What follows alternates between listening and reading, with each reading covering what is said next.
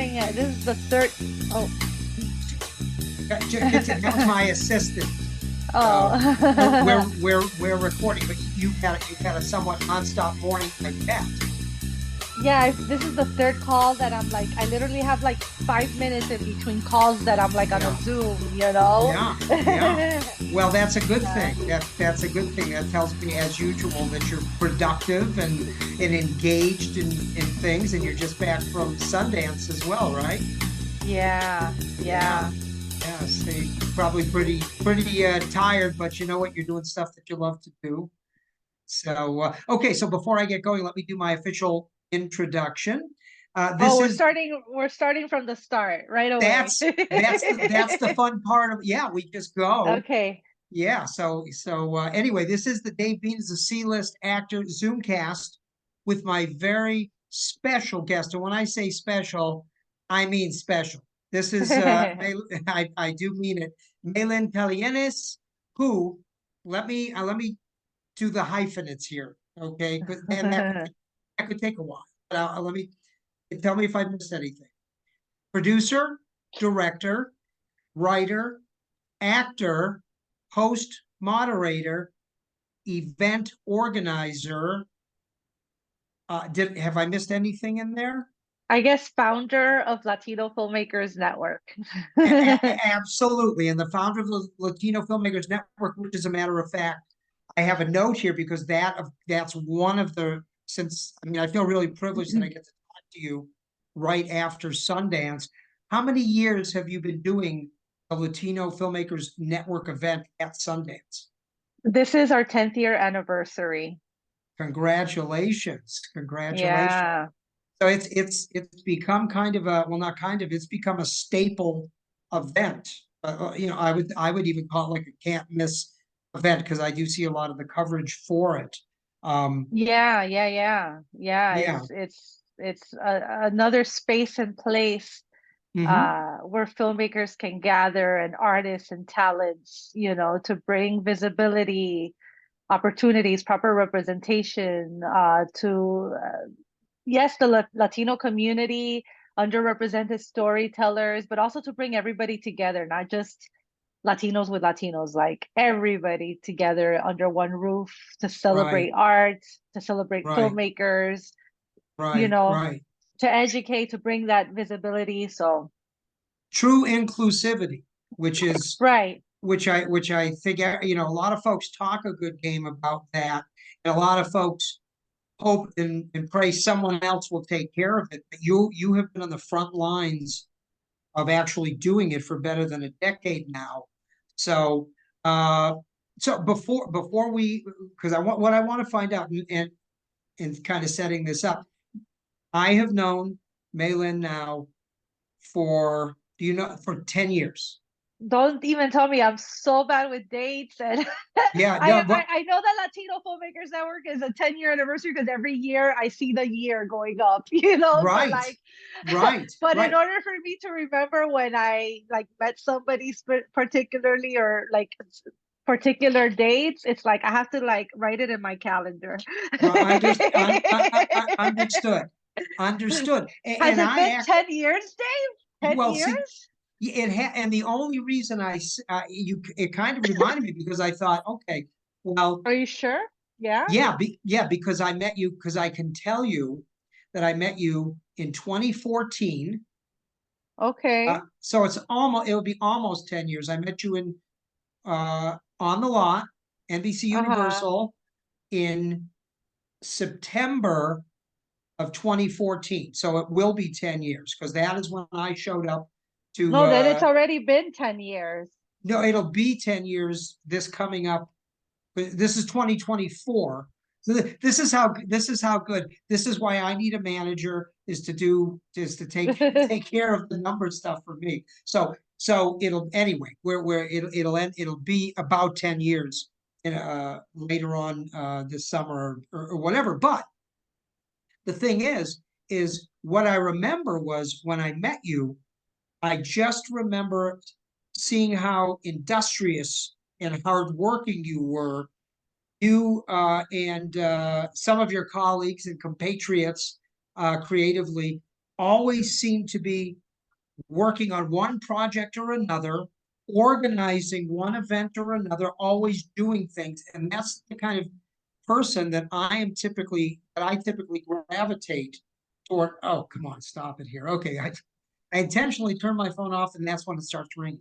Um, you are the kind of person that I intentionally gravitate toward because I I feel like I always want to get things done and I want to do the work that's necessary. And there are goals that I had in mind. But when I met you, I said, here's a kindred spirit. Here is somebody who is your head's in the game with very specific goals. And I saw over those years how you achieved those goals, one after the other. Again, whether that be as a filmmaker, behind the lens, in front of the lens, organizing these events. So, but one of the things that I don't think I ever asked you, because we kind of take it for granted when you know somebody, um, you're in LA, I'm in LA, we're just working. Now you're from Miami, right? Am I right about that? What was it when you were a kid or when you first, what was it that like lit the creative fire in you? Was there a movie? Was there a play? Was there a book, a TV show, or something that you saw specifically where you said, I want to do that? Um, I, I was very much involved already in the arts in general since I was a child. Mm-hmm. I was born in Cuba and I was raised in Miami. But my mom would take me and my brother to the library for a story time Right, session because it was a way of her allowing us to be immersed not only in stories but like in order for us to speak English properly since my parents at that time did not speak the language and stuff like that. Aside from school, she kept taking us to the library and stuff like that, and we were very much involved in activities at the library yeah, growing up.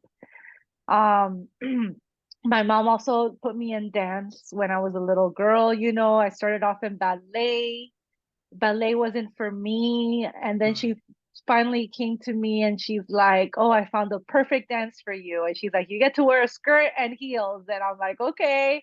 And it was flamenco dancing, and I Ah, fell in okay, love with flamenco dancings. yeah, And then I also took art painting classes or music classes. Like she would try to put us like in as many arts stuff after school as possible.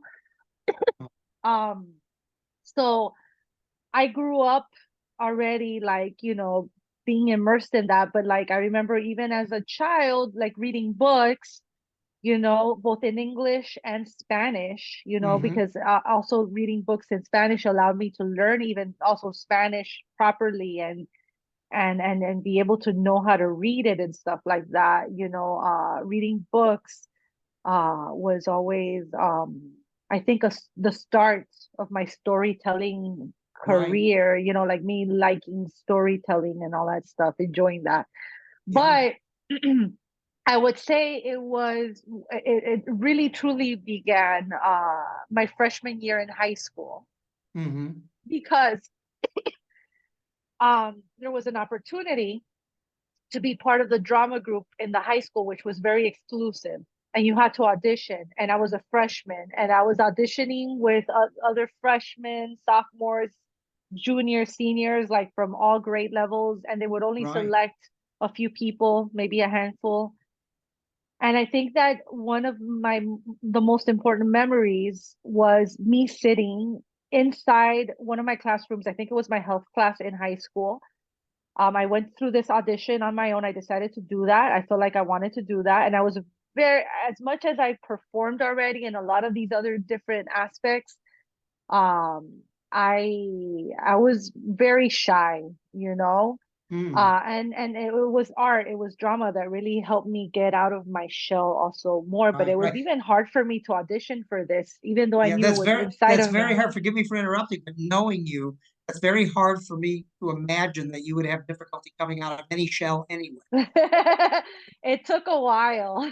Yeah, but It it took a happened. while. I had to Yeah. kind of force myself to do it, you know? Interesting. Interesting. Um, so so it was a big deal for me to even audition, you know, to be a Wow. part of Wow. this, you know. But I felt like inside of me, of course, my instincts were like, I have to do this. Yeah. And so for me, one of the greatest moments in my life in that journey was sitting in that health class and having, like, I think he was a senior that year or something like that, came into the class and put around my neck a ribbon with drama faces on it, Oh, right? okay. Pretty Yeah. much Yeah. initiating that I made it into the drama team. To Sure. me, that was like Wow. unexpected, and it was Yeah. rewarding and surprising, and I beat out so many people to be a part of this. They obviously saw something in me, Right. you know. Right. Right. So I started that my freshman year in high school, meaning that all those 4 years in high school I was competing in drama tournaments. I was traveling and competing in drama tournaments. And then my senior year of high school, I took the school to nationals with, you know, I won like the greatest prize, and I was able to take the school to nationals. And then the school paid for all of that and all Wow. that stuff. And my our drama teacher, uh Mrs. Crawford, she was, you know, I grew up in Miami, so the majority of it was probably 98, if not 99% of the kids in school are Latinos, at least at Right. that Right. time. Sure. She was a Caucasian woman. She looked like a Right. very refined, she looked like out of one of those books, like a Yeah. literary, like, you know, she had like this essence about her. Very prim and proper. Yeah, very, and like she had, with her hair always up in a bun, with Right. like her gown, almost like her clothing always looked like a gown, you know. She Yeah. was very like refined, but she was very tough too. She was Right. very Right. strict. She also needed to make sure that everyone that was part of the drama, because being part of the drama team was like being part of a sports team, like if you're Sure. selected to play football or whatever, right? Right. Right. So she, you know, if you couldn't get bad grades, because, you know, she would be the one that she'll probably, I was more scared of her than I was my own parents, you know. um so but it was, you know, like a lot of, like, you know, not that I didn't go out as a teen and experience Miami and stuff like that, but like I'm sure like a lot of like high schoolers went out and did the partying and stuff like that. A lot of my weekends were spent at drama tournaments, you Right. know. Right. Right. Um doing that stuff. The school also took our drama tournament. We went every year also to the Harvard University also to compete. So we competed at Wow. different amazing universities, you know, Yeah. Yeah. and this Sure. was like an, you know, something very serious, a competition. So that's where like that whole thing started. Um, Fantastic.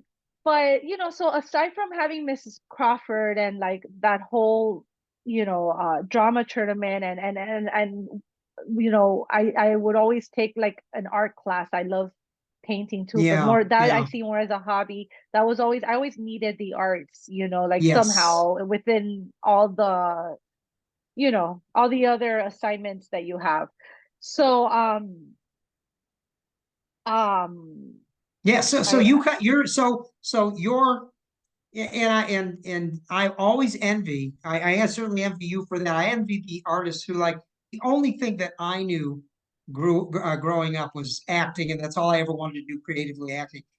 I was sent to art school because my parents recognized some kind of an artistic lean there, but they weren't quite sure what it was.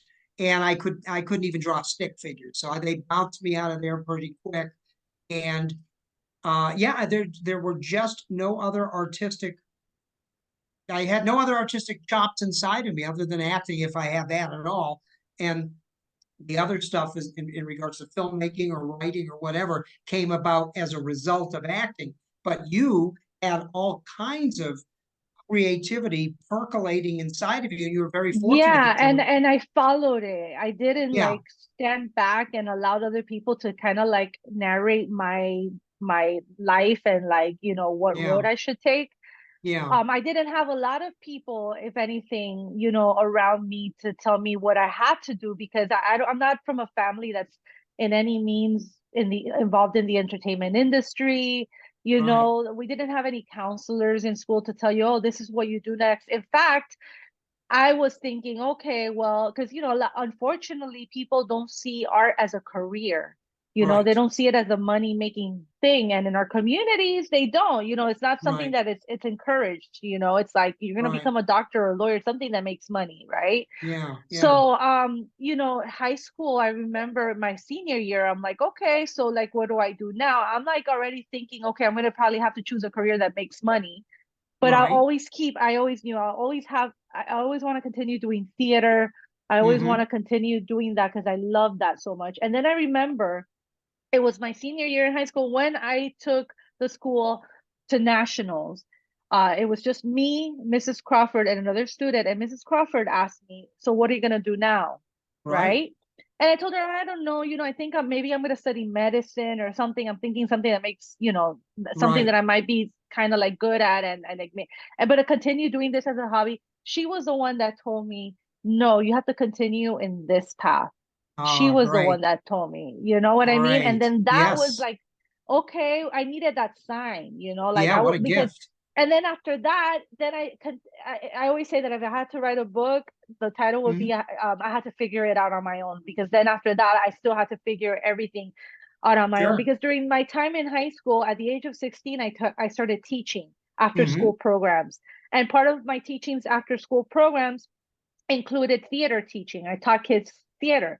And then after ah, teaching after school programs, I would go to a rehearsal to be in a play, right? So I not only great, acted in plays, but I also wrote and directed plays, right? So I wonderful, come from yes, that theater world where I not yes, only acted, but I wrote and directed. I already started telling stories, right? right, right, So when Mrs. Crawford told me that, then I stayed 2 more years in Miami, at mm-hmm, the Miami-Dade Community College, the community college their Wilson campus, because I wanted mm-hmm, to kind of like figure. I knew inside of me, I knew that I was not going to stay in Miami, but I just didn't know where to go, right, right? right, right, So I did my 2 years. I get an associate's in arts, there as I was figuring out everything.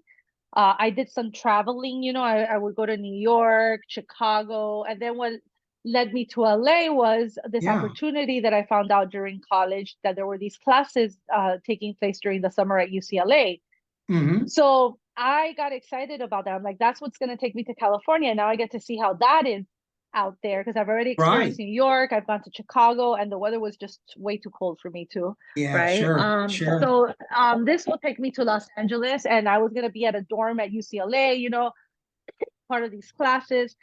And then coming out to Los Angeles, being part of those classes, experiencing the world, enjoying Hollywood history and that history, that cinema history and all that stuff.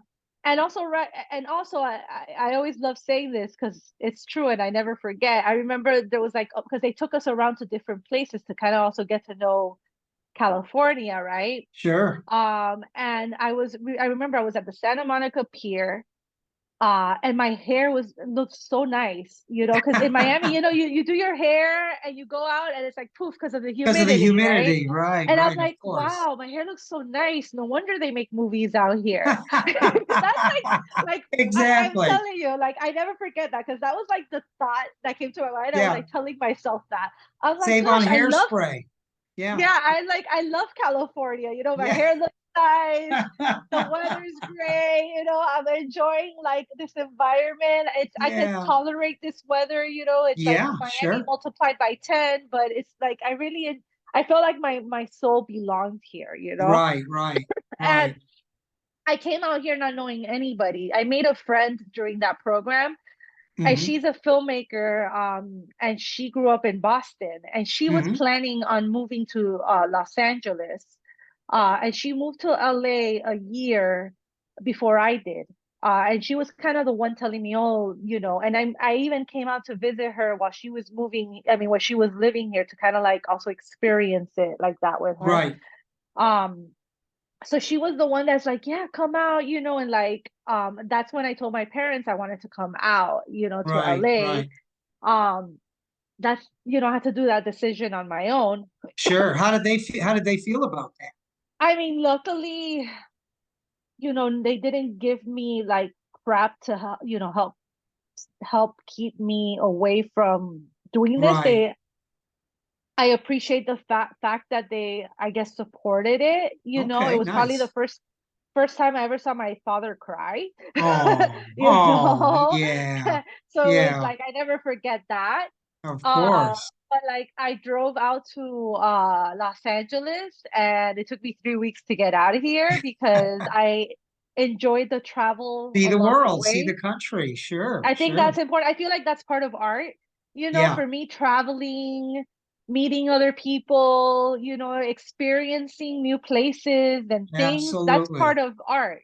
That So, fills up your creative cup. And yeah, that's, that's why, that's one of the reasons why uh, what was impressed upon me as a young actor was don't forget to live, don't forget to do other things. You don't want to be 24/7 in the theater or film world because what you need to do is with the characters that you create, if you want to make them real, you have to have those real experience. experiences Yeah, and that's the only way they're going to come out of you truthfully. So yeah, yeah, you absolutely. So that trip made sense. You were filling up your creative cup. So, yeah. so, so 3 weeks later, so what was during that trip, do you remember what was the most interesting stop you made? I realize it's a while ago. I think that the first thing that comes to mind was Louisiana. It was Yeah, the first yeah, time that I experienced all of that. yeah, And I yeah, was there, I stayed there, I think, for like 3 days. yeah, Um, and that was interesting. yeah. Did Um, you go through? I mean, I realized New Orleans might have been a little south of whatever New route you were Orleans. in, but I think a lot of folks who ended up in New Orleans, as they say, New Yeah. Orleans, uh, probably ended up losing way more than 3 days if they were ever able to get out of there at all. But you Yeah, found yeah, yeah. Louisiana No, particularly because there were interesting. areas that there were areas that I stayed like for one day, but there were some areas that I stayed like, I think New Orleans was like 3 days. I Yeah, know that I stayed a few days also in Arizona, right. um, and in Texas. Yeah, yeah, Texas is big, yeah, yeah. I might have, Yeah, I think I maybe stayed a few days in Tallahassee when we were coming out of like Florida type of thing, right, right. Um, Yeah, I think you so know what, if you'll permit me, because I had my similar drive when I left Michigan to drive out to LA, and I also did a very similar thing. So kind of kindred spirits there. And one of the places that I remember visiting, I believe it was called Gibson, Texas. It was a really small, I don't, I'll have to, as a matter of fact, when we're done here, I'm going to look on the map. I believe that, and I remember that I walked into the only town diner that there was with the screen door creaking open and slapping behind me and everybody at their table looking up. And I thought, this is just like one of those movies where there's a stranger in town and these folks don't often get a stranger stopping in their little restaurant or diner. And as I walked over to to a table, I just remember all the eyeballs on me following me over as I sat down, and that obviously made an indelible impression upon me because this was the first time I'd been west of the Mississippi River. So Texas at that point was legendary to me, and so this was definitely. It just felt like I was having a real Texas experience. So I completely understand what you were going through on this journey. yeah, and just since I was already like in the journey before even hitting LA, we went off route a little bit there and went to Las Vegas Another place for a where you could couple get lost.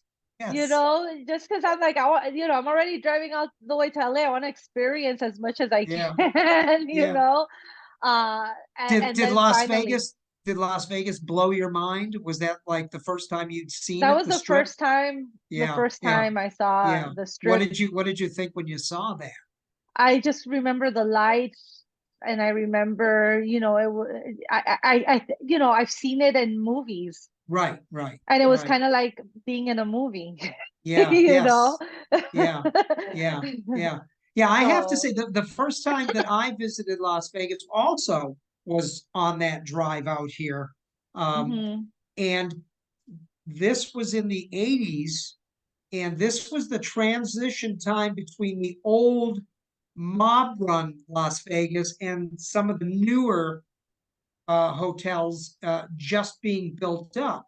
So, yeah, and then now having been back a number of times for various reasons, usually for work purposes in Las Vegas or Southern Nevada or whatever, um, I now realize that I did get to experience and see a little of, that very last bit of the leftover Bugsy Siegel created mob inspired Vegas, baby.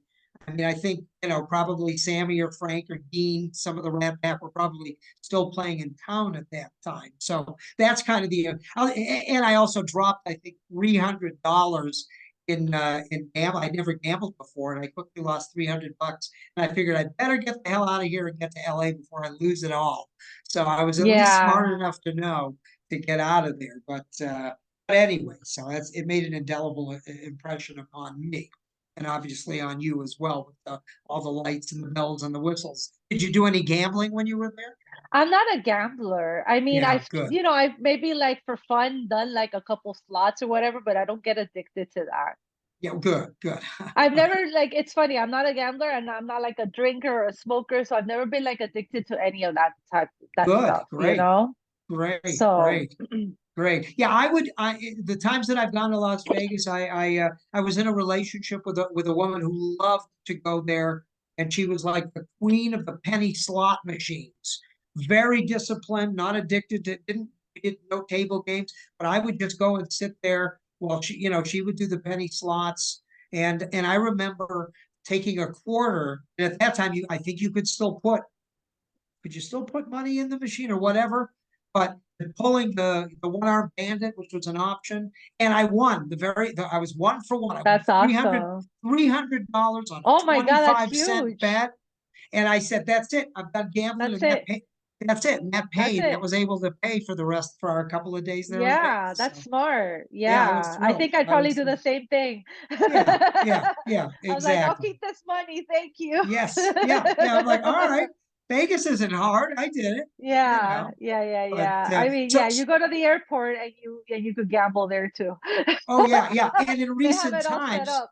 in recent times, it seems like, and I've been doing a bit of traveling myself, but it seems like every layover I have or change of flight is always in Vegas. The next flight I have in a couple of weeks is I've got to change over in Las Vegas. Yeah, and they've got the slot machines sitting right there, and there was nobody there. It was actually a pretty empty airport. It wasn't this last time, but 2 times ago, and Uh-huh. I was sitting there just looking. Nobody was doing the slots. A lady sat down, who clearly she was trying to figure out the machine.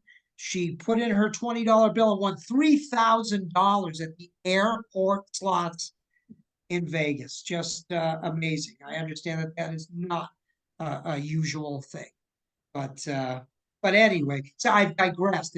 But it just seems like you and I took a very similar route from our respective home states out to here. Now, when you get to Los Angeles, what was the either the first job that you had or the first opportunity that you recognized? Was it acting or was it something else? Where that where the So where's yeah, your opportunity? coming from theater and Yeah.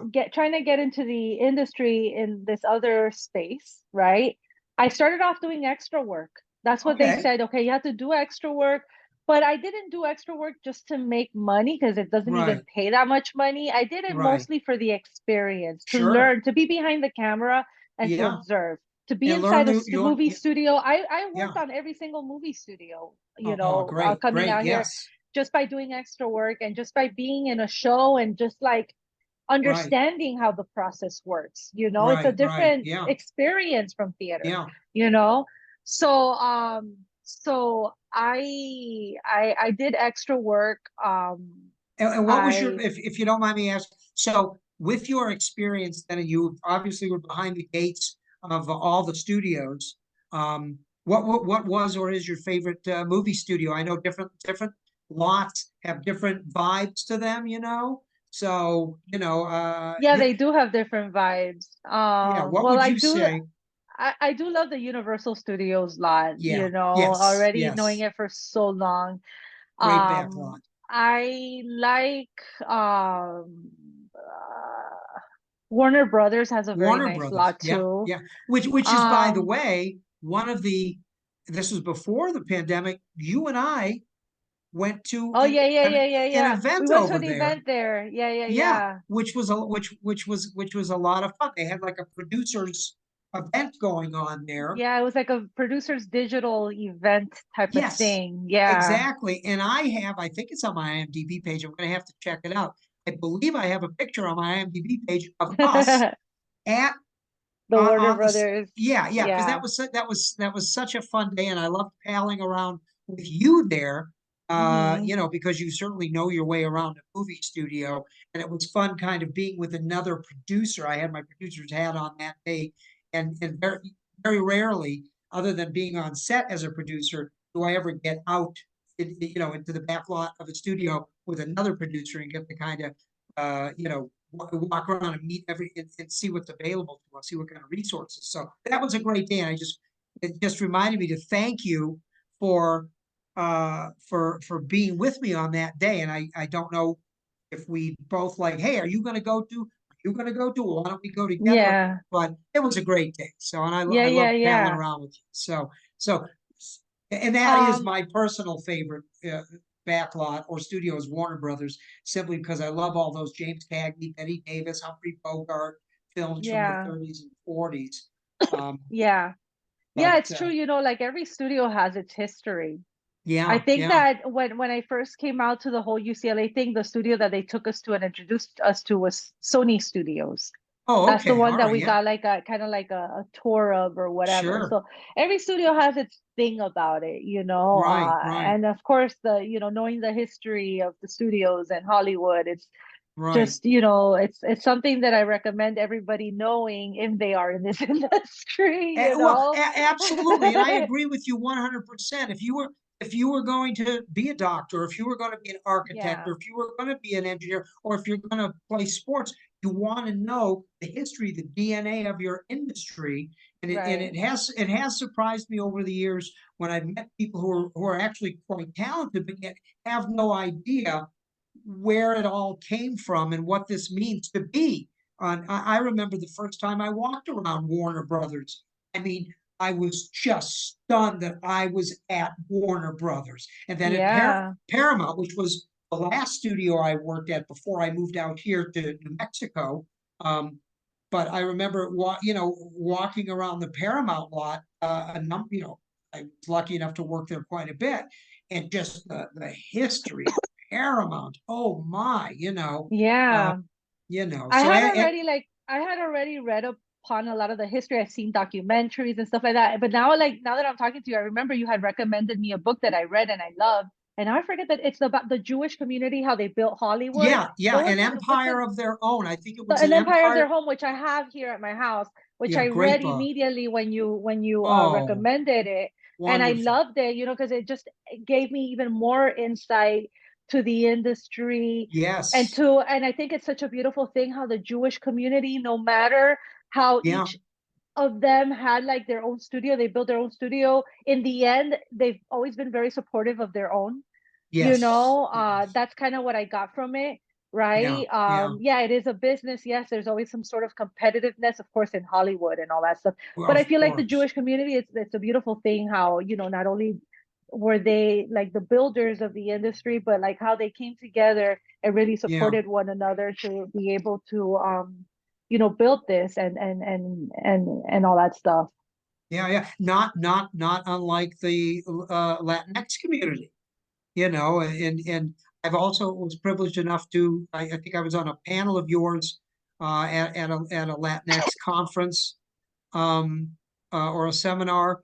And it's also support, we all want to, inclusion, and we all want to be included in every aspect with everybody who's out there.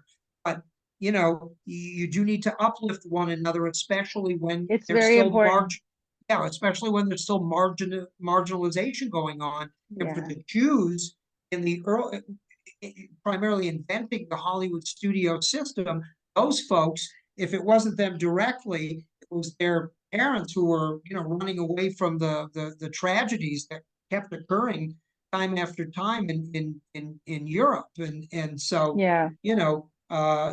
so even though they were in competitive studios, they were well aware of, that was, my brother, and we got to take care of my brother, and, Right, right, and right, whatnot. right. And that's, that's the same thing, whether it's the African American community or the Latinx community or whomever, whether It's it's, very important.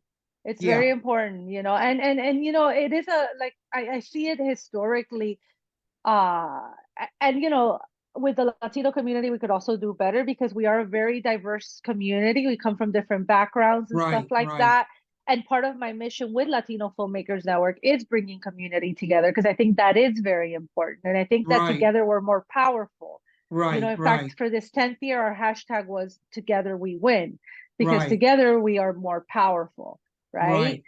right, right. But um Maylen, what was the first film where you were, it was your vision? What was the first film that you did that, that I made.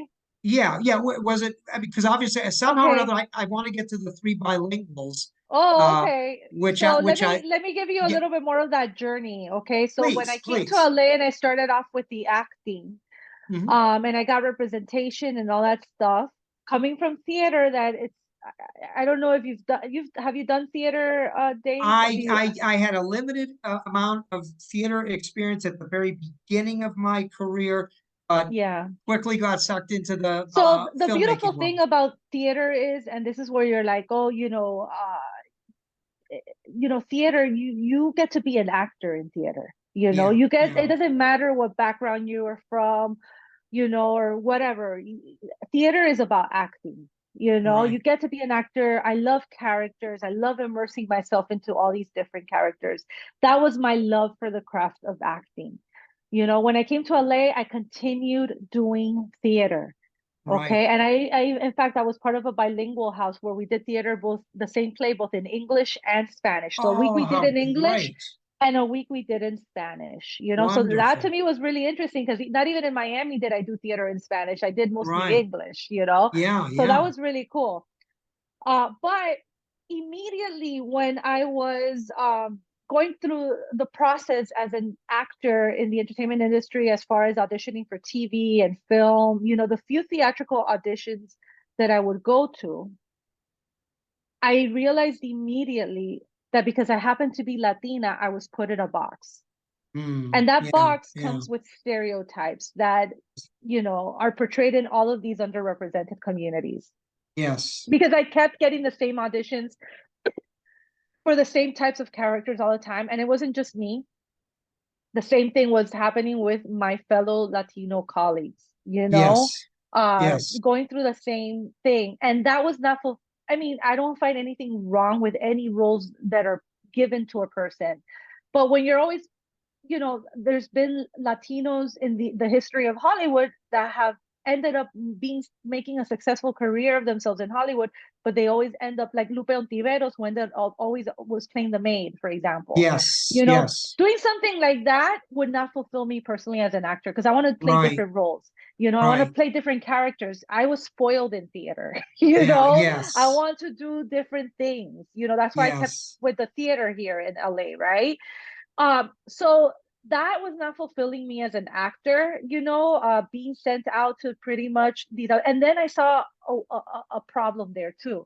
I'm like, wow, okay, so it's not just me that they're sending these auditions. My colleagues are being sent on the same types with the same roles and all that stuff. This is a bigger problem. This is a representation problem Mm, because a lot of people are not fortunate like you and I, Dave, that we get to travel, we get to experience the world, we get to talk to different people, we get to know yes. different types of people, whatever. A lot of people educate themselves through media, through TV, through film. And if you see a community being represented the same way that over and over again as a stereotype, then you think, oh, Latinos are just that. Oh, Right. Black people are just that. And it might even cause a fear in other communities when our communities are portrayed a certain way, so Yes. there's a Yes. problem. That's the bigger problem, Yeah. the way Yeah. that a community is portrayed, you Right. know Right. so that leads me to creating my first short film, because at that time I was also working behind the cameras with fellow filmmakers, directors that I had become friendly with here Hmm. in Los Angeles. And I kind of wanted to learn how the movie making aspect of it all is. How do you tell a story now through the medium of a camera, Right. as opposed again to live theater.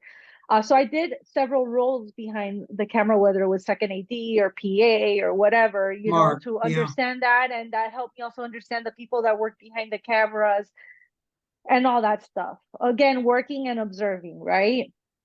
So there was this opportunity for a film festival that I wanted to be a part of, and then one of my filmmaker friends, he's like, well, why don't you just make your own movie? And like, as easy as that, just make your own movie. Just I've never go like do gone it. to film school, right? Yeah. Yeah. So then, like I thought about it. It's not like I was like telling myself, no, I can't do it. I've never done it. Blah, blah. I thought about it. And then I went back to my one friend that I had out here, the only person that I knew when I moved out here that we studied together at UCLA. She went to film school, right? Ah, okay. So I reached out to her and I told her I wanted to make like a simple 10-minute short film. I come from the background of flamenco dancing, as I said, and I wanted to tell the story through dance and body language, have a story there, but make it simple because it's my first movie, and if she could help me out, and also I'm bringing the understanding of already what I've learned, you know, working with these other filmmakers behind the camera, but she brings in more of that expertise, because Hmm. when you don't go to film school, you want to work with people that know more than you, right? Yes. Yeah. Especially as 100%. behind the camera and stuff like that. So we did it. I made like a 10-minute short film. The time at editing, the time to edit it came around. She was supposed to edit it for me. Something got crazy with her job. She couldn't do it. So I ended up buying a Mac computer. I ended up literally being on the phone with her, and she was teaching me how to edit on the phone. And Wow.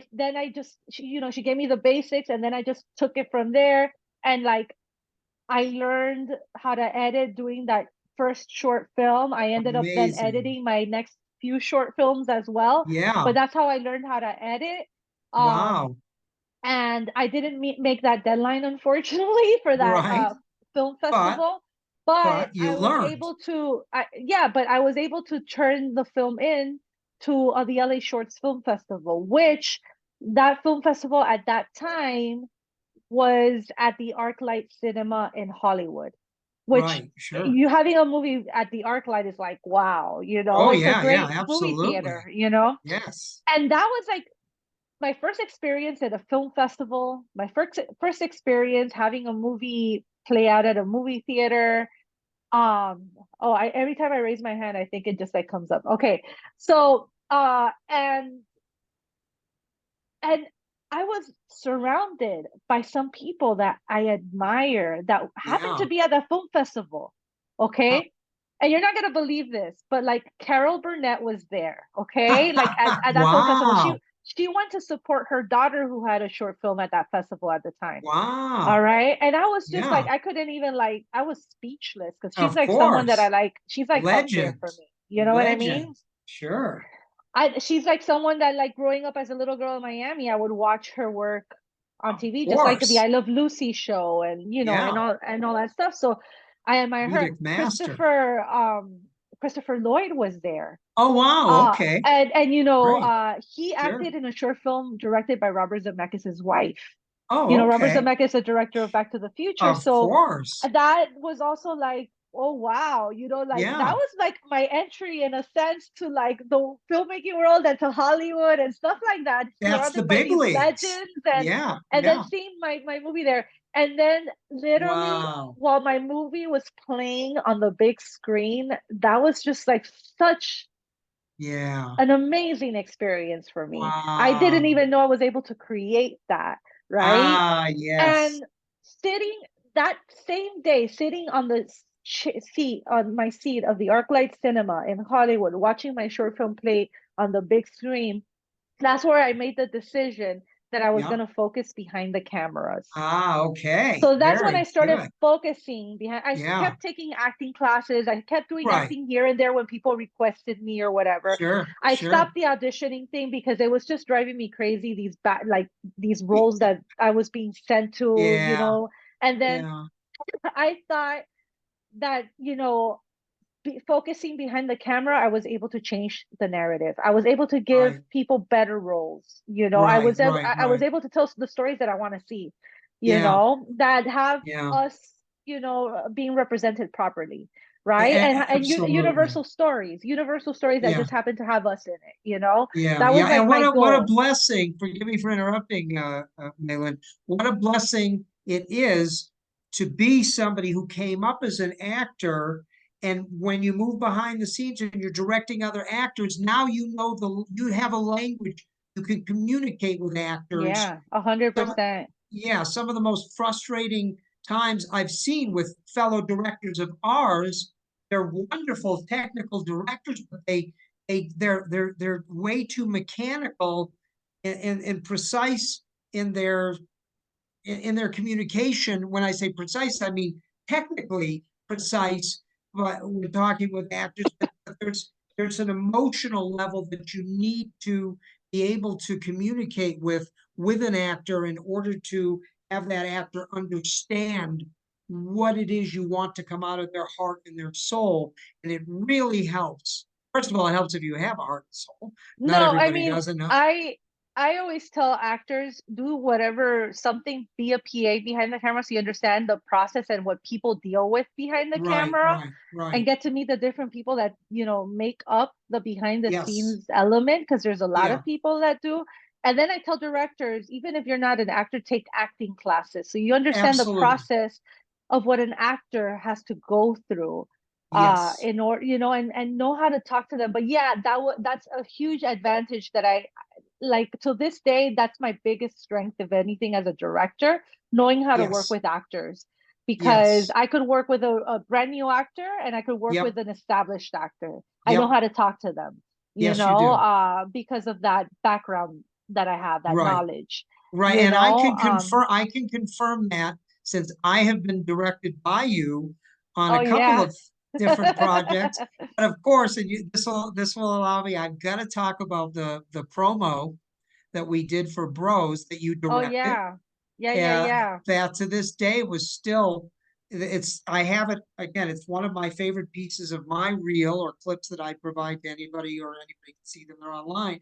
But doing the promo that you did where your character and so you're directing it, you're also acting in it, and No, the no, no. I mission did not for Bros. I did not act in it. I just directed it.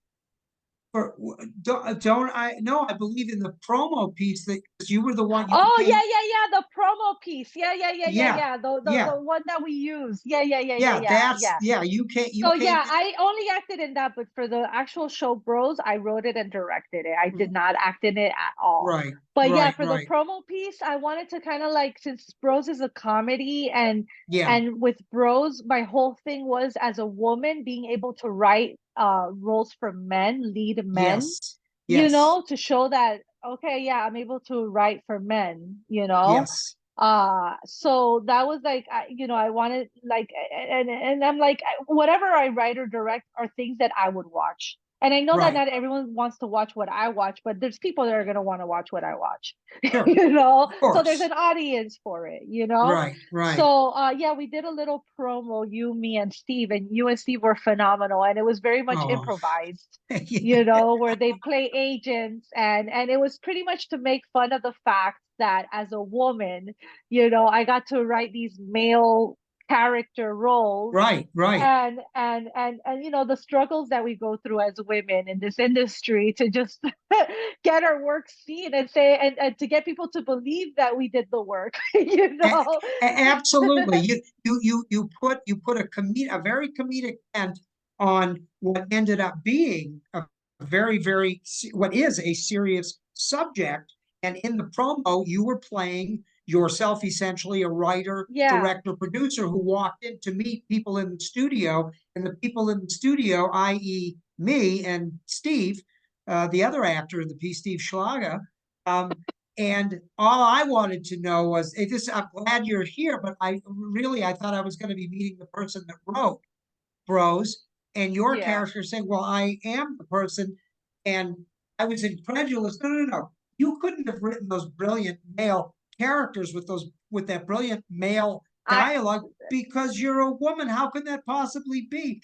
I got to yeah, play the very worst male male character, and what proliferates, and obviously in every industry, but it's yeah, especially poignant in Hollywood, where for the whole history, men have felt at liberty to write every female character's yeah, role. But uh-huh. now, but when women write male characters, all of a sudden studio executives like, yeah, no, no, no, we need a man to write. It doesn't make sense. Yeah, And you're yeah. able to write every character. I can tell I you mean, that. I think that as a writer, you should be. And then that's the other thing also with the Latino community. Like other communities get to write about like our community, but it's like this is why we need also a seat at that table because what's authentic to you, it's and it's authentic to the story that it's having authentic voice as part Yes. of, you know, I understand as an artist you should be able to create anything, but you also need that authenticity, Right, you know, right. and who knows that authenticity better than that person, you Of know. course. Of course. So yeah, that was, I mean, till this day, like I always remember in that promo that we shot, like you and Steve were so good like Oh, at giving me like the not only the shit that you gave me but whatever you gave me. I was so in the moment with you guys. yes. I was Yes. feel like every Yes. single like shot that you see there of me, every single Yes. second, I Yeah. felt that. I felt every single word that you and Steve threw at me. It was Oh my. hard because Yeah. I was feeling all of that. Well, you know, because you guys did Very. such a great job that I was like almost in tears. I was like, wow, this is like I was in the moment there with you guys, like Yeah. feeling that I was going through that, you know, in that Yeah. moment. Yeah. So Yeah. And that's whenever, and when I look at that, and I don't often look at a lot of the stuff that I've done, but I will look at that from time to time, mainly because your reactions to what the horrible things that we were saying was so real. And you talk about truth in storytelling, and then I think, wow, I was able to be so horrible to this woman, to your character, to elicit those responses that you gave, which on film, that it breaks my heart to think that I was responsible for making for bringing that about. no, but And then I remember, because I know, I mean, God, please, I know I'm not that horrible person, but having worked in this industry, I have seen it and I have witnessed it. And so as an actor, I know how to put it inside of me right. and truthfully get it out of me. But that was, I mean, if you want to talk about an artistically satisfying experience, that little thing that we did was an artistically satisfying experience. There's so much truth Yeah. in there. So that was one thing that I was blessed enough to participate in with you. But tell me how the three bilinguals came about, and tell us a little bit about that. So when I got to the three bilinguals, I had already made several short films. In fact, one of those short films that I did want to make into a feature film, these producers were already looking into maybe like expanding it and stuff like that. And then the three bilinguals also comes from truth because you know, I have a very diverse group of Latino friends as well. Hmm. And it, ironically enough, I think about it and I think it's funny because it started with the color brown. Somebody pretty much came up to me and said, showed me a cap, a brown cap. How do you say this in Spanish? And as Cuban, brown, we say Carmelita. And then Hmm. my Mexican friend said café. And then my Hmm. Puerto Rican friend said marron. Oh, So three different words, and we're all right. You know what I mean? right, But right, we right. say it differently, right? So yeah, we Sure. may speak Spanish, but or we may be bilingual and speak Spanish, but like some of our words, we always joke about how like some of our words mean something different in the Sure. different places or whatever. I mean, moving to Los Angeles, I learned certain like certain words that might be fine for me to say as since I'm Cuban, but like a Mexican or somebody else might find it like offensive or something like Right, that. You know right. what I Sure, mean? They sure, might be sure. mean something else, right? So we laugh about like I feel like that's a way of our community that comes together when I get together with my friends from our community and we talk about those words because we find it funny that they mean Yeah. different things, right? So there was already a core to an idea there that I really liked. And since for me it's about unifying community and bringing all these different backgrounds together, since we are all are so diverse, right? Hmm. It was about putting that into a universal story type of thing and putting it into a genre that I like to tell a story through, which is comedy, Right, right? right, And where you not only have a universal story, but you're how do you call it? You're talking about a social message type of thing, right? So a social issue. So the three bilinguals is about a Mexican, a Cuban, and a Puerto Rican that meet at the reading of their father's will. The Mexican brother lives in LA, the Cuban sister in Miami, the Puerto Rican brother in New York who dresses in drag once in a while, and then they all meet for the first time in Wyoming at right, the reading of their father's will, where they meet for the first time their Caucasian stepmother, and they all have to live right, together, get to know each other in order to get this inheritance, right? right. And to me, Great. that I'm very proud of that work because for me, that's something that I work on is amplifying that American Latino voice that's non-existent in our Hmm. industry or Right. in the United States of America. And it has to Yeah. first exist through stories and in our industry. So we could also have that voice in the States, Right, you right. know? So for me, that's like a proper representation of what that means to me because it's a universal story that happens to Yeah. have Latinos as leads. And we did Right.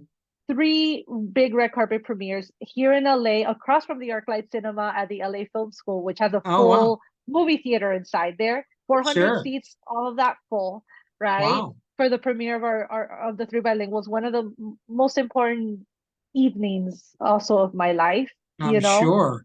that's Yeah. another staple.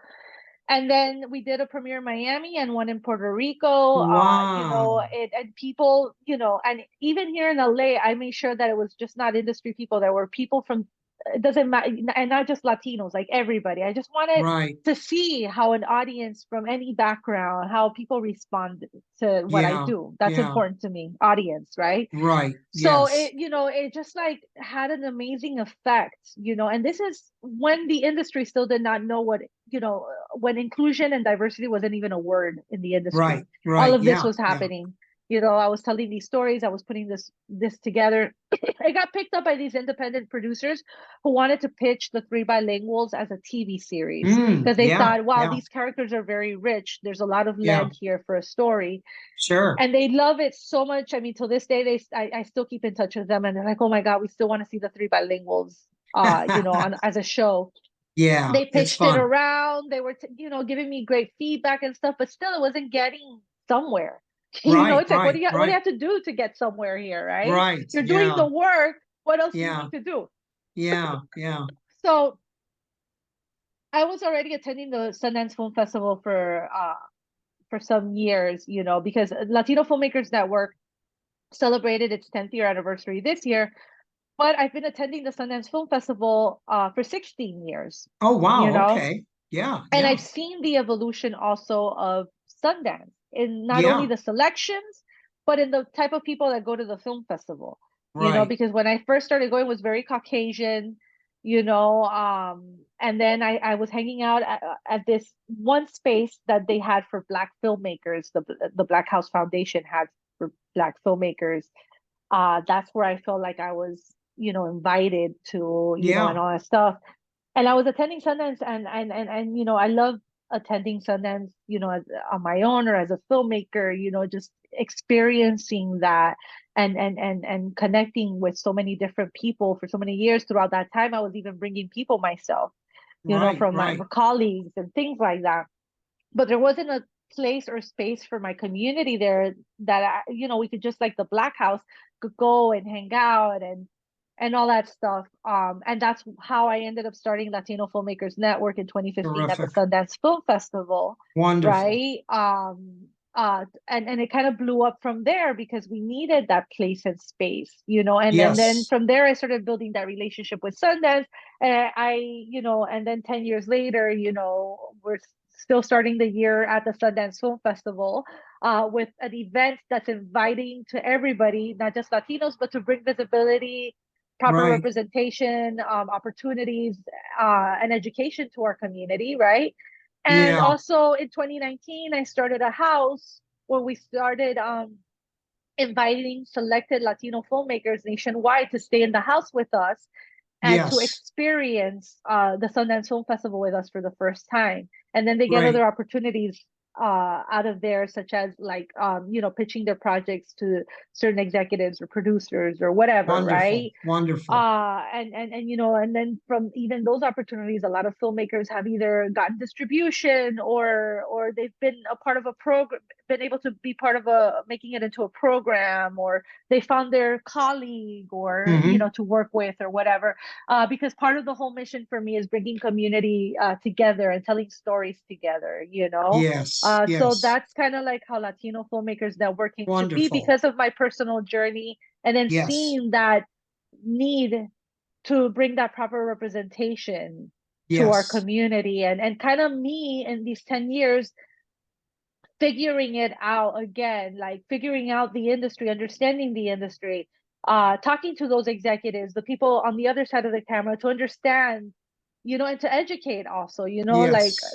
and understand how it works, so we could formally also have a place to tell stories Right. in this industry. So these past few years, I almost felt like I put my own career, like, on a pause, because I was like frustrated. I'm like, I'm telling stories, I'm doing my work, but what's happening? Like, I threw myself in the fire to, like, be an activist pretty much for Yes. Yes. our community, and to understand, and and bring solutions to these problems, right? And Right. then these Right. past few years, I ended up also jumping on board as a producer on some of these films made by some of these talented Latino filmmakers that have also been part of our network, to show the industry that we have, Right. talents in our community. And then three of those films, two shorts and one feature, have been Academy Award contenders this last year. Miguel Angel Ferrer, who I met at my very first 2015 Sundance Film Festival Latino Filmmakers Network event. I've Hmm. been following him and seeing his work, and he's been part of our Sundance House and been part of other activities throughout the years. Do you hear me, Dave? Yes, I hear you. Oh, Yes. okay. Yeah. Yeah. Other activities throughout the years. He, I jumped on board as an executive producer on this film, which he shot in Venezuela for 18 days. He was born in Venezuela, but he grew up in the States, and he always Right. wanted, his passion was to film something in the state, that in the country that he's from. And Venezuela is not, like, it's not an easy place to film either. It's, very complicated with, everything Right. that's happening. But he made a beautiful movie. He let me in on the journey from the beginning. I couldn't be physically in Venezuela because of the state of the Right. politics and stuff like that. Right. But what something that I admire about him is that fear is not a factor for him, and he just, Yeah. like, went for it, and he just did it, because he's like, if nobody else is paying attention, nobody else is going to do it for me here. I have to go out and do it myself, Yeah. and I have to show people what What's I'm the able to title do. of that film? So the movie's called The Shadow of the Sun, La Sombra del Sol. And then fast forward to now, it ended up being Venezuela's official selection for the 96 Academy Awards. So Wow. I Wow. was able Okay. to go on this journey with him and the Yeah. team. Last year, we did our whole Academy Award campaign for a very small independent film. We did, I think, amazing, because Right. I learned I've been already in the field, kind of like learning, but it's nothing like when you're actually in it, like having your own movie, being qualified by the academy to be able to go Yeah. through that process, to understand how it all works and what it Yes. takes, and the Yes. whole entire budget that you need to be able to Yes. take it through that process. There's also a reason, because there's, just like The Shadow of the Sun, there's so many other amazing movies with such great performances that never get to see that level, because there's so much more than it takes, Yes. and then one of Yes. it is budget, it's money too, Of course. um Of course. but I think, we're very, very proud of how far the movie has come. Just being a selection alone for a country for best Yes. international feature film is like a huge deal. That's kind of already like you won, something. Yes. Of uh and course. Of and course. then, like, I had another director, for example, who did his thesis short film, Esta es tu Hmm. Cuba, this is your Yes. Cuba. And then we ended up getting the Student Academy Award with that movie, Yeah, yeah, and so that's because the it one where won. yeah, I saw lots of publicity around that. I Yeah. saw lots of photos of you traveling all around.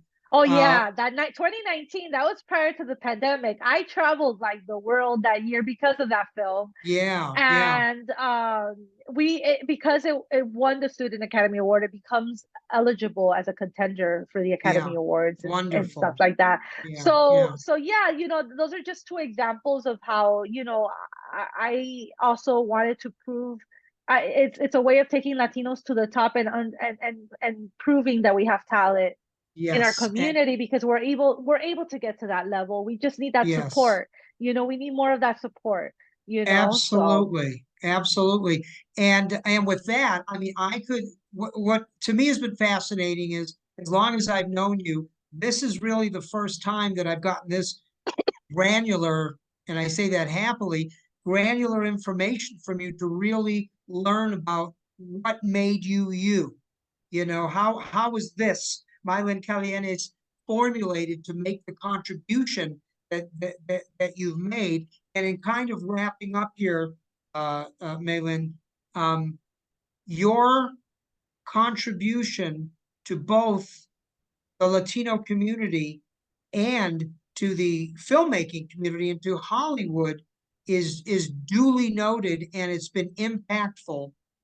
And as a fellow filmmaker and a fellow creative, you have had an impact on me. And it's only when you're running around and you're doing things, and you're like thrilled just to be working and meeting exciting people. You don't often have a chance to sit back and reflect about who's had impact on your life. But I haven't seen you since, I'm sure, 2019. But and now I'm out of LA, living here in New Mexico. I've had ample time to think about those people that have impacted my life. And I can tell you that you have had a positive impact on me. And this kind of gives me an opportunity to say thank you. And I know, thank you. of course, of course. And I don't speak for Hollywood, I certainly, or the Latino community, but I see what your impact has been in both the macro and the micro worlds that you're influenced. So I know that there are lots of grateful people like me who who have been positively impacted by you. So I want to thank you for being my guest, Maylen, on my Zoomcast. And I would love to have a further conversation with you off camera, just just us two, but also learning more about the specific projects. I know you've done a little bit of work. I saw something in there with Valeria and Casey involved in a short film, which looks like fun. I'd Yeah, like to. that was actually, so this last year, I'm like, I want to get back to doing something creatively, and I went back to Yeah, school. So I went yeah. to UCLA for directing, and I've Wonderful. been with the Wonderful. University of London for writing because I'm developing a new project. And so that short Fantastic. film that I did with Valeria and Casey was part of my assignment for Oh, UCLA. wonderful. So that Wonderful. one was just to show at the school, but it Yeah, was just such an amazing opportunity to be able to work with them and to be able to again be behind the cameras. And like I pretty much did everything behind the cameras in that yeah, yeah. sense, like Wonderful. like just telling myself, oh wow, I know how to do this. Of course. Like I know how to do this. It just Of reminded me because I've been producing yeah. so much, Yes. Yes. that I'm able to do this, and it's Yeah. just, exciting to get back to that creative space. Absolutely. And that's a great point is that, we all need to sharpen our skills and we all need to do the work from time to time that originally brought us to our current Yeah. creative selves. And hats off to you for doing that. So anyway, at this point, Maylen Calienes, thank you so much for being my guest. And now what I'll do is I always stumble around on this because this is a Zoom call. And I know there's a red button here somewhere that ends it, but I'm always loath to end it because I've enjoyed our conversation so much. So thank you again for being Thank you for having me, Dave. Of course. I appreciate it. And it's nice seeing you again, even if it's virtually. I know it. Exactly. But at least I'm not an AI version of me. This is the real me. Yeah, we haven't gotten to that point yet. Maybe in a few years, Dave, the AI will be interviewing me. We could be all over the place at one time. Who knows? Yes, Who knows? exactly. But anyway, take care of yourself, and we will talk very soon, okay? All right. Have a Thank good you one. so much. Bye. You too. Talk to you soon. Bye-bye.